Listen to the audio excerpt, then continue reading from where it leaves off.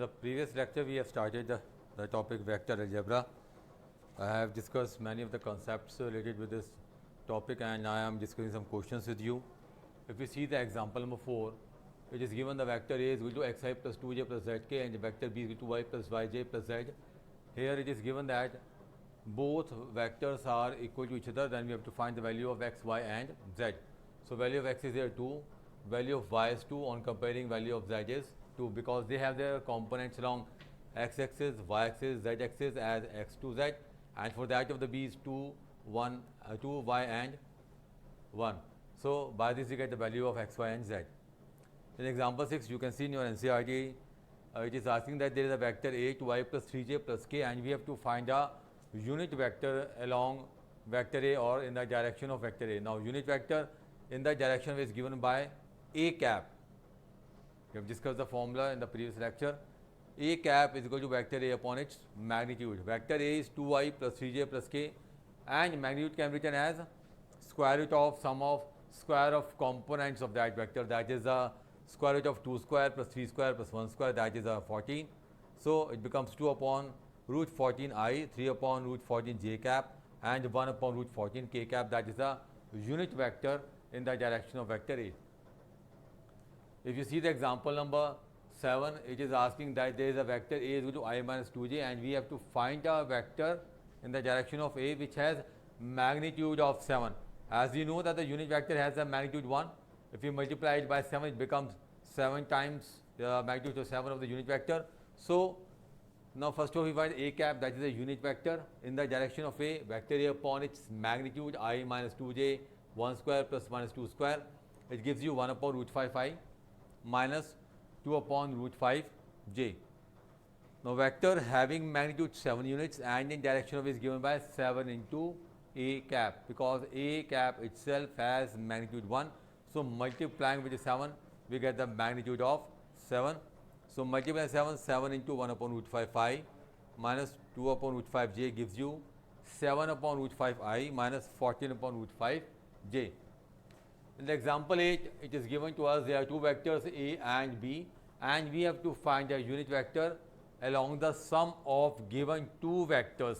Let us denote the sum of two vectors by c. C is equal to a plus b.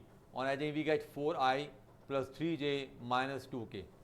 Now unit vector in the direction of c, which is sum of the given two vectors, is c cap, vector c upon its magnitude 4i plus 3j minus 2k upon the 16 plus 9 plus 4, that is the square root of sum of square of component of the vector, gives you square root of 29. So 4 upon 29 root 29 I, 3 upon root 29 j minus 2 upon root 29 k. Now we discuss about the direction ratios. We have discussed about the direction cosines in the previous lecture. Now direction ratios and direction cosines. Let P, A, B, C be a given point.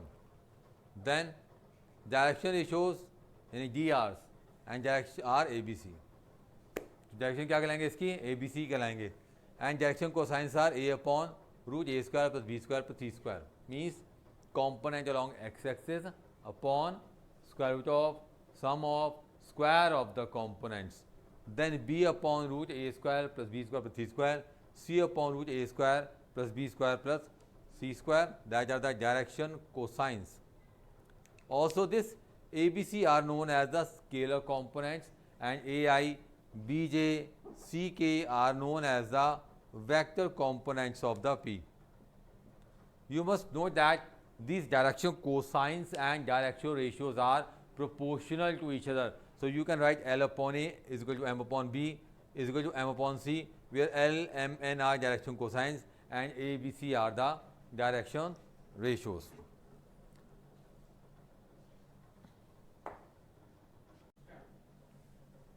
In this question you say the vector A is equal to y plus 3j minus 5k. It means that its scalar components or its direction ratios is 2, 3, minus 5.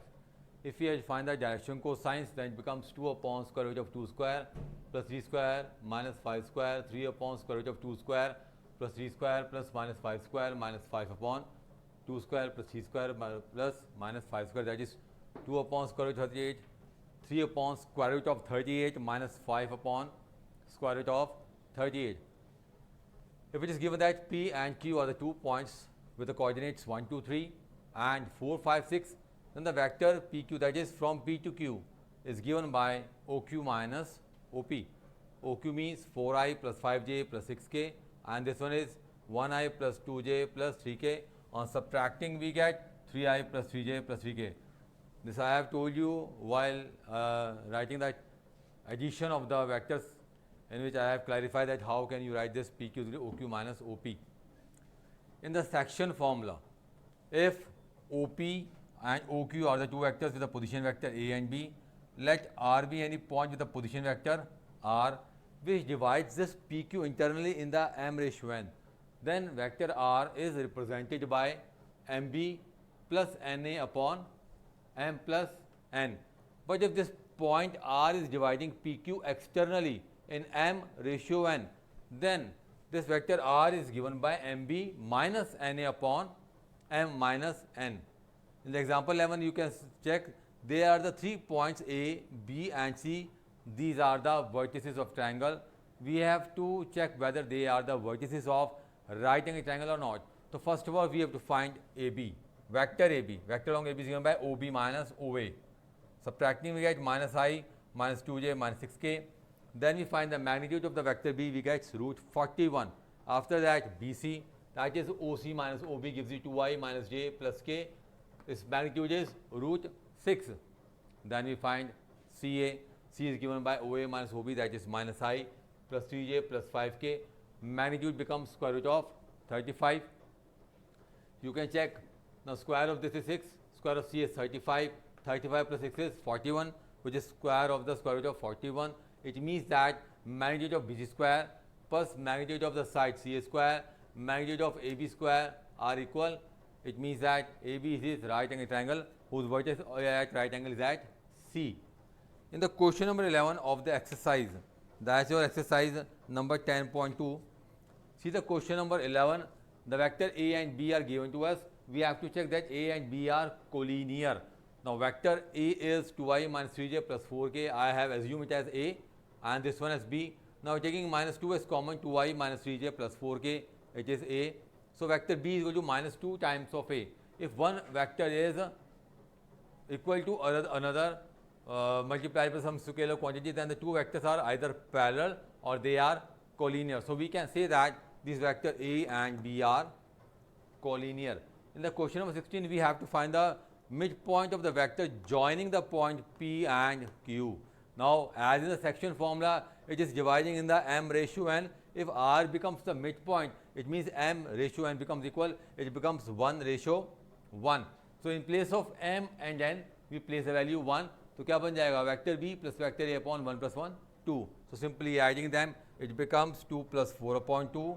I with I component, J with J component get added, 3 plus 1 upon 2, 4 minus 2 upon 2 gives you 3, 2 and 1. That is the position vector of the midpoint of vector joining the points P and Q. And that's all about the exercise 10.2. You have to complete it. I will start with the project of two vectors with you in the next lecture. Till then, thank you.